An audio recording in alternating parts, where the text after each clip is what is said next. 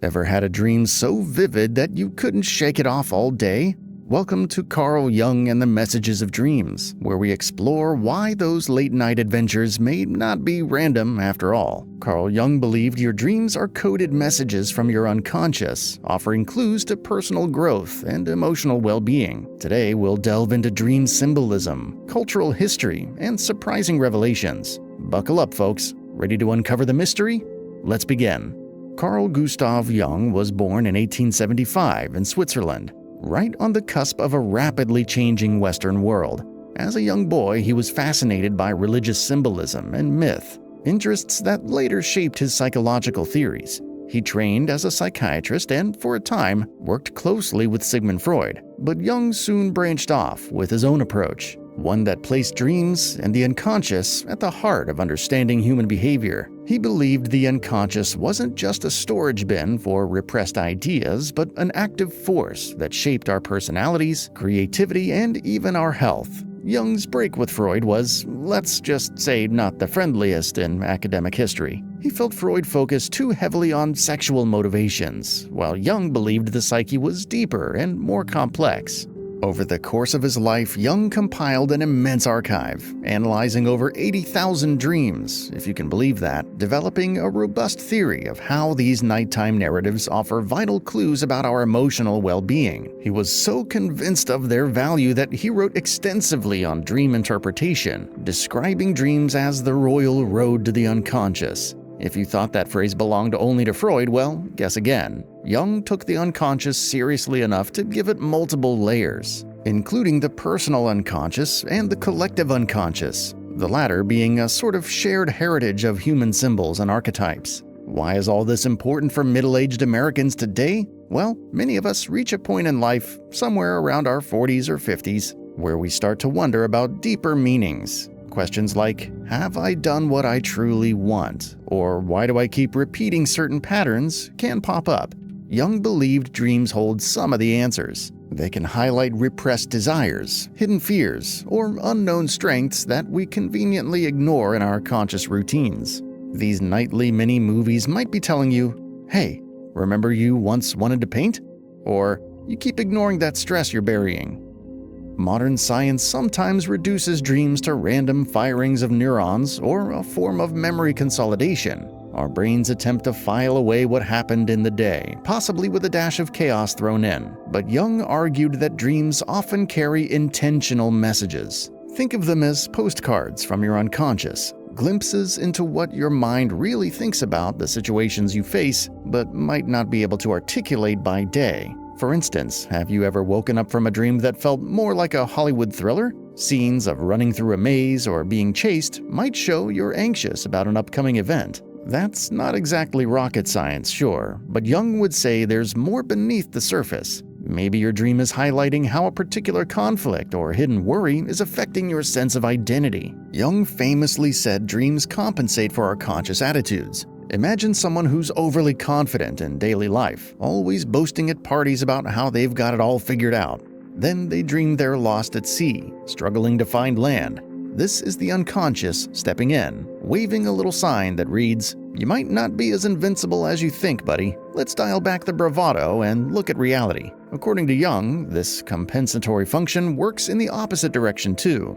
If you're overly self-critical or anxious, you might have dreams that offer moments of heroism or unexpected success, as if your unconscious is saying, hey, give yourself some credit. It's like your brain's own balancing act, designed to keep you from tipping too far in one direction. One of the things that sets Jung apart is his fascination with symbols. Most of us know what a symbol is, but Jung took it to a whole new level, diving into mythology, religion, and art to decode recurring images. He believed that certain symbols, the sun, the serpent, water, the mother, appear in myths all over the world, hinting that some forms of imagery are universal. He called these universal patterns archetypes. When they pop up in our dreams, they could be pointing to universal human experiences: birth, transformation, death, renewal. If you dream about water, for example, it might relate to emotions, creativity, or even the maternal aspect of life. But the context matters. Are you calmly swimming in a serene lake, or are you caught in a storm at sea? Jung emphasized the personal spin on these universal images. So while water may be universal, your dream's particular watery crisis or calmness is your unconscious painting a unique narrative. There's a hidden punchline to all this. Sometimes a cigar is just a cigar, but sometimes it's not. Interpreting dreams isn't about jumping to grand conclusions. Jung believed you need to look at the dreamer's personal associations. If you once nearly drowned as a kid, your dream of the ocean might carry a different message compared to someone raised by the seaside who finds water tranquil. Throughout history, people have revered dreams as messages from the gods or glimpses of the future. Ancient Egyptians had entire dream temples, while Greeks consulted oracles for dream interpretations. The Bible is jam-packed with dream references, from Joseph interpreting Pharaoh's dreams to prophets receiving divine instructions while asleep. Jung found it fascinating that dreams have been taken seriously across so many cultures and epochs. He wasn't alone in noticing that big ideas often come to folks in dreams. Dmitri Mendeleev reportedly saw the periodic table in a dream. Let's all pretend we dream about advanced chemistry. Robert Louis Stevenson came up with the plot of Dr. Jekyll and Mr. Hyde from his dream. Mary Shelley's Frankenstein was also said to be born out of a nighttime vision. Dreams have spurred inventions, propelled scientific breakthroughs, and shaped entire genres of literature.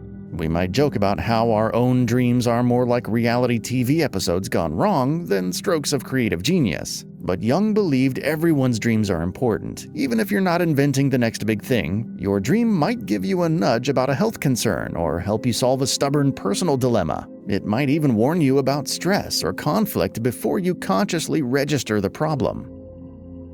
Not all dreams are created equal. Jung described something called big dreams. These are the kinds of dreams that feel like you've traveled to another realm entirely. Dreams so vivid or meaningful they stick with you for life. They might feature grand archetypal imagery, a fiery phoenix, ancient gods, or cosmic landscapes. People sometimes wake up from these dreams feeling like they've just watched a spiritual documentary directed by the universe. Big dreams often carry deep messages about your life direction, your spiritual beliefs, or even your sense of purpose. Jung noticed these dreams often involve universal symbols that transcend individual experience, tying into humanity's shared mythology. It's as if the collective unconscious is handing you a VIP pass to cosmic wisdom. Sure, that sounds a bit mystical, and it is. Jung never shied away from the fact that big dreams can challenge our normal ways of thinking. They can spark major changes. Maybe you realize you've been ignoring your inner calling, or you finally see the need to break a toxic habit. Big dreams can be a catalyst for personal transformation, lighting the fuse that makes you re-examine how you live, love, and learn. For those who think that sounds like fluffy New Age talk, keep in mind that Jung was deeply rooted in clinical practice. He didn't just meditate on mountaintops. He worked with patients who reported these dreams, noticing real improvements in their mental health when they explored and integrated the dream's symbolism into daily life. One of Jung's core warnings to modern society was that we've become too disconnected from our unconscious. In a world dominated by technology, social media, and endless entertainment, we rarely pause to ask ourselves, what's really going on beneath the surface? Jung argued this disconnection could lead to neurosis, an umbrella term for various psychological imbalances. When we ignore what the unconscious is telling us, we risk becoming easy prey for propaganda, groupthink, or just general life dissatisfaction. It's like having a backseat driver in your mind whose directions you never listen to. If you keep shutting it up with loud music, be it social media scrolling or binge-watching the latest show, you're less likely to notice you might be headed down a destructive path. Sometimes those weird or unsettling dreams are the unconscious throwing up red flags, trying to grab your attention. Jung also believed that ignoring the unconscious made us alienated from our instinctual wisdom, those gut feelings we sometimes underestimate. He was convinced that reconnecting with dreams can help restore that balance, giving us insights that can foster better decision-making, stress management, and even moral grounding in a chaotic world. Of course, this is where we wade into controversial waters. Many modern psychologists feel Jung put too much stock in symbols and the collective unconscious. They argue that we can't scientifically prove these archetypes exist, as Jung described them. Some also suggest that a lot of dream content might indeed be random, shaped by neural processes we don't fully understand yet. Jung's emphasis on spirituality and mysticism also rubs some folks the wrong way. Talk about the collective unconscious and universal archetypes, and you'll find critics who dismiss it as unscientific or even pseudo-religious. Then there are those who worry dream interpretation can become a free-for-all of guessing games. Jung would counter that it's not guesswork if you carefully study the personal associations and the context of the dreamer's life. But it's fair to say that dream interpretation can be tricky. Not everyone is sold on the idea that your dream about your ex from high school implies a cosmic revelation. And let's not forget about the Freud versus Jung rivalry. Freud saw dreams largely in terms of wish fulfillment and repressed sexuality, which Jung found too narrow. Today, dream research has expanded in many directions, from neuroscience labs scanning brains to spiritual communities exploring lucid dreaming. Jung's place is somewhere in the middle of controversy, admired by many for his insights into human nature, criticized by some for a perceived lack of empirical rigor. Despite the debate, Jungian psychology still has a devoted following. You'll find Jungian analysts across the globe, along with dream workshops, books, and seminars teaching methods of dream interpretation. The persistent interest suggests that no matter how advanced our scientific tools get, dreams continue to captivate us, as Jung's approach offers a framework for understanding them as more than just mental fluff. What makes Jung's perspective so interesting for our modern lives is the idea that dream messages could actually be the missing link in our quest for balance, authenticity, and well-being. Dreams can highlight emotional blind spots, bring up repressed desires, and even clue us into physical ailments. Some people report dreaming about certain health issues before they become apparent in waking life, prompting them to seek medical opinions sooner. This might sound fantastical, but if the unconscious picks up on subtle bodily cues, it's not that far-fetched. Are dreams always right?